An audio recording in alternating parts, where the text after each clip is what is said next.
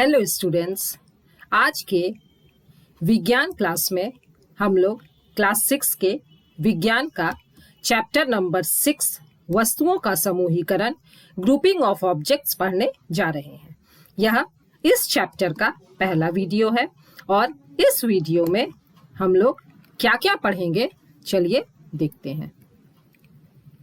इस पाठ में हम लोग पढ़ेंगे वस्तुओं का समूहीकरण, वस्तुओं के समूहीकरण का आधार, पदार्थ के गुण और पदार्थ के गुणों में हम लोग कौन कौन से गुण देखेंगे, दिखावट अपीयरेंस, संपीड्यता कॉम्प्रेसिबिलिटी, घुलनशीलता सॉल्युबिलिटी, उत्प्लावकता फ्लोटेशन, चुंबकत्व मैग्नेटिज्म और पारदर्शिता ट्रांसपेरेंसी। साथ ही वस्तुओं के समूहीकरण से क्या लाभ है इस पर भी हम लोग चर्चा करेंगे। तो आज इस भाग में हम लोग जानेंगे वस्तुओं का समूहीकरण, वस्तुओं के समूहीकरण का आधार, पदार्थ के गुणों में हम लोग आज दिखावट, संपीड्यता और घुलनशीलता, इन 3 गुणों पर ही चर्चा करेंगे और बाकी के 3 गुणों और वस्तुओं के समूहीकरण के लाभ, इस पर हम लोग इस पाठ के दूसरे वीडियो में चर्चा करेंगे। तो चलिए बच्चों, हम लोग शुरू करते हैं। बच्चों, तुम लोग अपने आसपास कई तरह की वस्तुओं को देखते होगे, जैसे कि चौक देखते हो। चौक ब्लैक बोर्ड पर लिखने के काम में आता है। इसी तरह से कांटी देखते हो, पेन देखते हो जिसकी सहायता से तुम लोग अपनी कॉपियों में लिखते हो। हथौड़ी देखते हो, हथौड़ी के प्रहार से ही हम कांटी को किसी भी वस्तु में घुसा सकते हैं। फुटबॉल तुम लोग खेलते हो। लंच बॉक्स, स्कूलों में लंच लेकर जाते हो। रुई गिलास किसी भी चीज को पीने के, जैसे पानी, दूध, इसके काम में आता है। बॉल खेलने के काम में। बेंच डेस्क क्लासरूम में होता है, बैठने में उपयोग किया जाता है। मग हमारे दैनिक कार्यों में उपयोग में आता है। कुर्सी, बॉल और इसी तरह से यह लिस्ट बहुत ही लंबी हो सकती है। तो यहाँ दिखाई गई सभी वस्तुएं एक दूसरे से अलग हैं। कैसे? ये वस्तुएं गुणों के आधार पर एक दूसरे से अलग हैं। सभी वस्तुओं के गुण अलग हैं। कोई कठोर है, जैसे कि हथौड़ी, ये हथौड़ी कठोर है। कुछ मुलायम है, जैसे कि रुई मुलायम है। वस्तुएं अलग है उपयोगिता के आधार पर, जैसे कि लंच बॉक्स और गिलास खाने पीने के काम में आता है, लेकिन गेंद खेलने के काम में आती है। इसी तरह से चौक ब्लैक बोर्ड पर लिखने के काम में आता है और पेन कॉपियों में लिखने के काम में आता है। वस्तुएं एक दूसरे से अलग है आकृतियों के आधार पर, जैसे कि यहाँ जो बॉल है, ये तीनों बॉल गोलाकार आकृति की हैं, जबकि ये बेंच और डेस्क आयताकार आकृति का है। चौक, कांटी और पेन बेलनाकार आकृति के हैं। वस्तुएं अलग है रंगों के आधार पर। लाल रंग की कौन कौन वस्तुएं हैं अगर पूछा जाए तो ये तीनों वस्तुएं लाल रंग की हैं। इसी तरह हरे रंग की कौन वस्तुएं हैं तो ये दोनों हरे रंग की है। यहाँ मैदान का रंग भी हरा है। इसी तरह वस्तुएं बनावट के आधार पर भी एक दूसरे से अलग होती हैं। चलिए अब हम लोग वस्तुओं को समूहों में बांटने की कोशिश करते हैं। तो पहला वर्गीकरण हम लोग कर सकते हैं, वस्तुएं किस पदार्थ की बनी है। यहाँ पर कुछ वस्तुएं हैं, गेंद, कुर्सी, हथौड़ा, पेन। तो हम लोग देखते हैं कि ये वस्तुएं किन पदार्थों से बनी है। तो गेंद बनी है प्लास्टिक की या रबड़ की हो सकती है। कुर्सी लकड़ी की हो सकती है, लोहे की हो सकती है, प्लास्टिक की हो सकती है। इसी तरह से हथौड़ी लोहे की ही होती है। पेन जो है यह प्लास्टिक का भी हो सकता है और एल्युमिनियम का भी हो सकता है। मतलब पदार्थों के आधार पर हम लोग वस्तुओं का वर्गीकरण कर सकते हैं। उसके बाद है हम लोग एक ही पदार्थ से कितनी तरह की वस्तुएं बन सकती हैं, इसके आधार पर हम लोग पदार्थों को वर्गीकृत कर सकते हैं।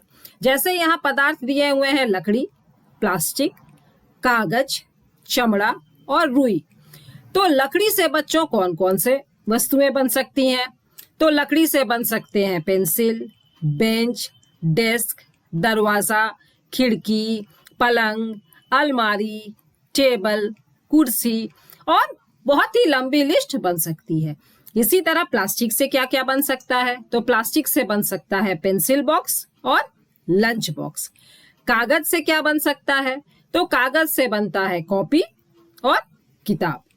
चमड़े से क्या बन सकता है? चमड़े से बनता है जूता, चप्पल, जैकेट, पर्स, बेल्ट। और रुई से क्या बनता है बच्चों? रुई से बनता है तकिया, गद्दा, रजाई या पूजा की बत्ती भी हम लोग रुई से ही बनाते हैं। मतलब एक ही पदार्थ से कई तरह की वस्तुएं बन सकती हैं। तीसरा जो वर्गीकरण का आधार है, ये वस्तुओं को हम उनकी आकृतियों के आधार पर भी वर्गीकृत कर सकते हैं। जैसे यहाँ गेंद और फुटबॉल, तो गेंद और फुटबॉल की आकृति क्या होगी? ये गोलाकार होती हैं। इसी तरह बेंच और डेस्क की आकृति क्या होती है? ये आयताकार होते हैं। गिलास की आकृति क्या होती है? गिलास बेलनाकार होता है। मतलब वस्तुओं को हम उनके पदार्थ के आधार पर, उनकी आकृतियों के आधार पर या वस्तुएं किन पदार्थों से बनी है उसके आधार पर वर्गीकृत कर सकते हैं, उन्हें समूहों में बांट सकते हैं। तो जब हम वस्तुओं को उनके विशेष गुणों के आधार पर अलग अलग समूहों में रखते हैं, तब उनकी पहचान सरलता से की जा सकती है। इस क्रिया को समूहन या समूहीकरण कहते हैं। तो यहाँ पर बच्चों तुम लोगों के मन में एक प्रश्न आ रहा होगा, क्या होगा यदि चाकू कपड़े से बनाया जाए, हथौड़ा कांच से बनाया जाए और नट बोल्ट मोम के बने हो? तो बच्चों चाकू किस काम में आता है? फलों और सब्जियों को काटने में। और चाकू यदि कपड़े से बनाया गया हो तो क्या उस कपड़े के बने चाकू से फल और सब्जियां कट सकती हैं? नहीं कट सकती। मतलब वह चाकू जो है हमारे उपयोग में नहीं आ सकता। इसी तरह हथौड़ा किसी वस्तु पर प्रहार करने के काम में आता है। और यदि हथौड़ा कांच का बना हो तो हम उससे किसी भी वस्तु पर प्रहार नहीं कर सकते, क्योंकि कांच अपने ही भंगुर है। अगर कांच का हथौड़ा रहा तो हम किसी वस्तु पर प्रहार करेंगे तो हथौड़ा ही टूट जाएगा। इसी तरह नट बोल्ट मशीनों में लगे होते हैं और मशीनें चलते समय गर्म हो जाती हैं। तो यदि नट बोल्ट मोम के बने हो तो वे नट बोल्ट पिघल जाएंगे और बर्बाद हो जाएंगे। तो किसी दी गई वस्तु को बनाने के लिए कौन सा पदार्थ उपयोग किया जाए, यह निर्भर करता है दो बातों पर, एक पदार्थ के गुण पर और दूसरा हमारे उद्देश्य पर। जैसे कांच का हथौड़ा सजावटी वस्तु के रूप में इस्तेमाल किया जा सकता है। यदि हम हथौड़ा कांच का बना लें तो हम उसे सजावट के काम में उपयोग में ला सकते हैं, लेकिन किसी वस्तु पर प्रहार करने में उपयोग नहीं किया जा सकता।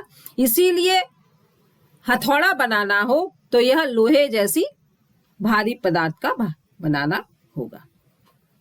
तो हम लोग किसी भी वस्तु को बनाने के लिए दो बातों को ध्यान में रखते हैं कि पदार्थ के गुण क्या है और उस वस्तु को बनाने का हमारा उद्देश्य क्या है। तो चलिए अब हम लोग देखते हैं कि पदार्थ के वे क्या गुण हैं जिन पर उनका उपयोग निर्भर करता है।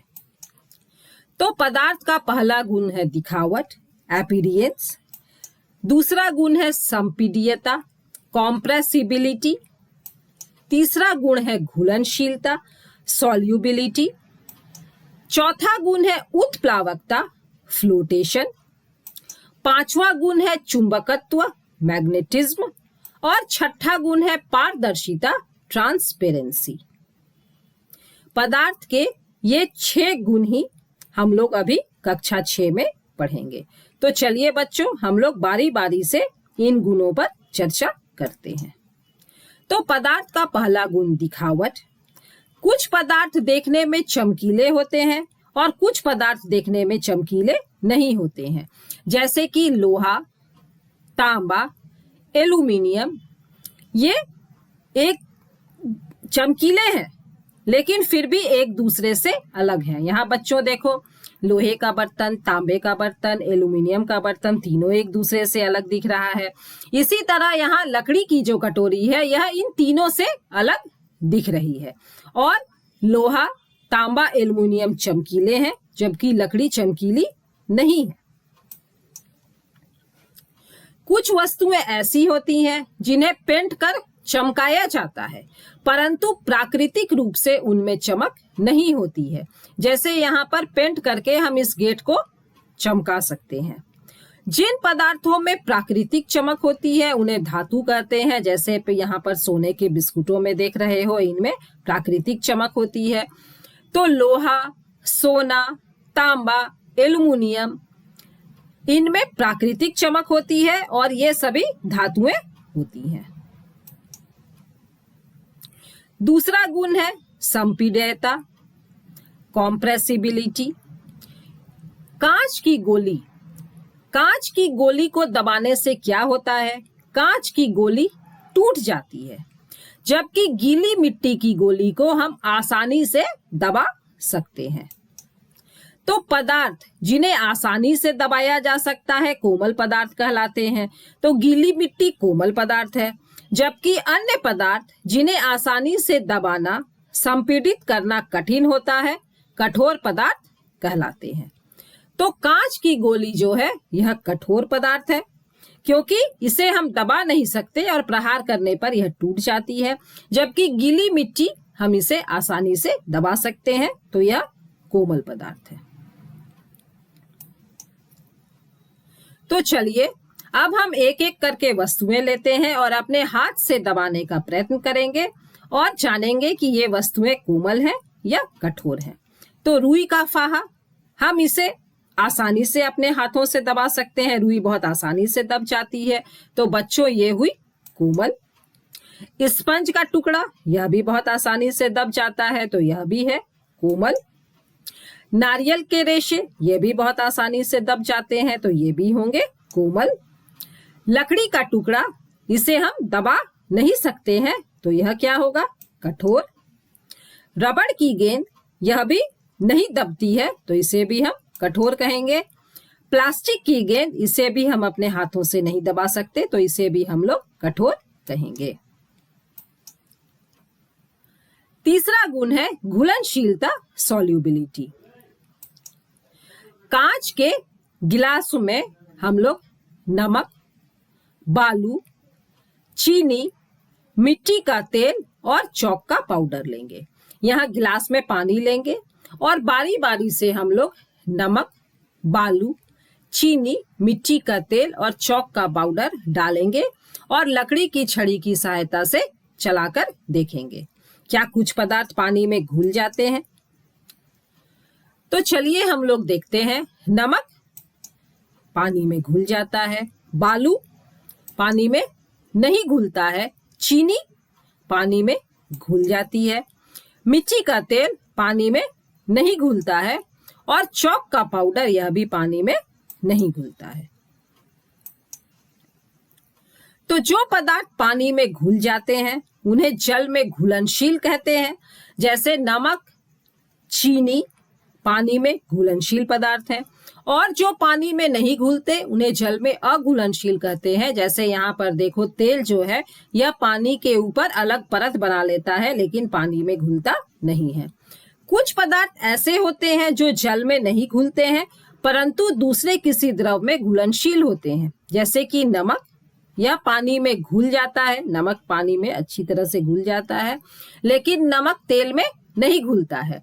इसी तरह मिट्टी का तेल जल में नहीं घुलता परंतु पेट्रोल में घुलनशील होता है। कुछ गैसें भी जल में विलय होती हैं, मतलब जल में अच्छी तरह से मिल जाती हैं, जबकि कई गैसें जल में अघुलनशील होती हैं।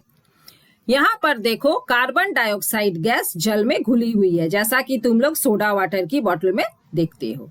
तो जब सोडा वाटर को इस तरह से गिलास में डाला जाता है तो यह बुलबुले के रूप में कार्बन डाइऑक्साइड गैस बाहर में निकल रही है, जो तुम लोगों को दिखाई दे रही है। ये बुलबुले के रूप में निकलने वाली गैस कार्बन डाइऑक्साइड गैस है। इसी तरह जल में घुलने वाली गैसों में सबसे महत्वपूर्ण ऑक्सीजन गैस होती है और इसी ऑक्सीजन गैस की सहायता से मछलियां पानी के अंदर सांस लेती हैं और जल में घुली हुई इसी ऑक्सीजन गैस का उपयोग जलीय पौधे भी श्वसन क्रिया में करते हैं। तो बच्चों, इस भाग में हमने सीखा वस्तुओं का समूहीकरण। वस्तुओं का समूहीकरण हम लोग 3 आधार पर कर सकते हैं। वस्तुएं किस पदार्थ की बनी है, एक ही पदार्थ से बनी विभिन्न वस्तुओं के आधार पर और वस्तुओं की आकृतियों के आधार पर। किसी वस्तु को बनाने के लिए पदार्थ का उपयोग निर्भर करता है पदार्थ के गुण और हमारे उद्देश्य पर। उसी आधार पर हम पदार्थ को चुनते हैं। पदार्थ के गुणों में हम लोगों ने 3 गुणों दिखावट, संपीड्यता और घुलनशीलता पर चर्चा की। जो बिंदु बच गए हैं उन पर हम अब इस पाठ के अगले वीडियो में चर्चा करेंगे। धन्यवाद।